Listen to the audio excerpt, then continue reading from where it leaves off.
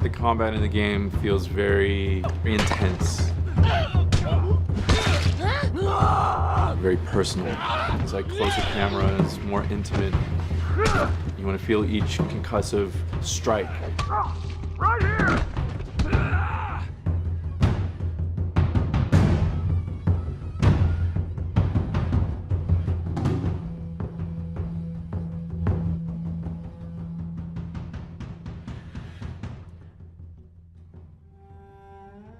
The people you're fighting in this world are no different from you. They're survivors just like you. They're trying to find anything to get by.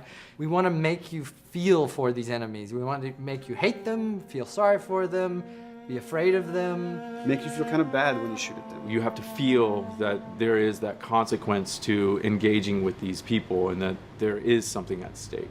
Your objectives aren't lining up, so now it's time to kill or be killed.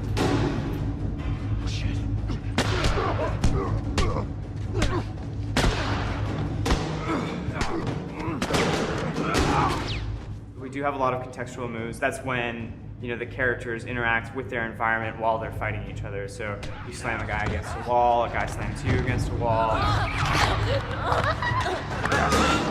Grounding of the combat in the game world, which kind of makes it a lot more interesting and more real. Nothing really says you're in this environment like having your head slammed against it.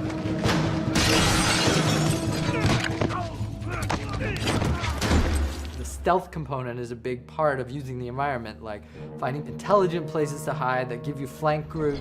And the AI analyze the space that they're in, and they know, like, here's a place to hide that will allow me to flank the player and come around the side he's not looking.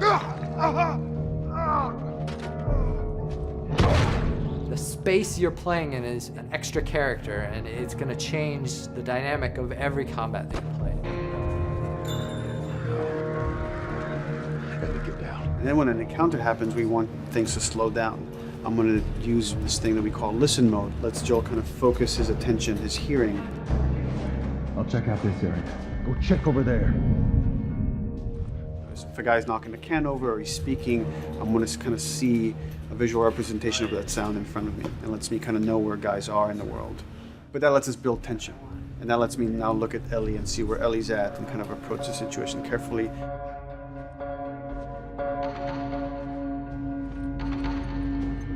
The AI are helping you and you are helping them, and there's a back and forth. For example, Ellie will start doing things like picking up a brick and tossing it at enemies to distract them and to help you out in combat. What we wanted them to do is to have their vocals be an assistance to you in gameplay. Ellie will call out when an enemy is near you and is just starting to gain line of sight on you. She'll say on your left or on your right and try to give you some hints as to where the enemy is. Hey!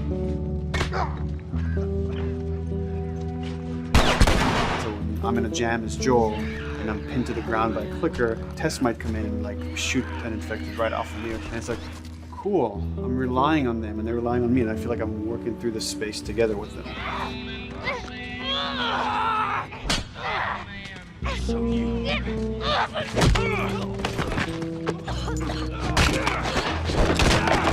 You might say, they did a bad thing.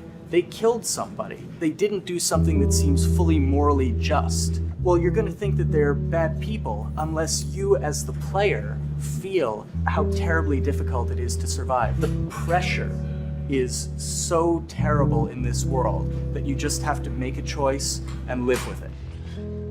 Right now, I'm gonna jump down there and I'm gonna clear us a path. What about me? You reckon you can handle that? Just so we're clear about back there, it was either him or me.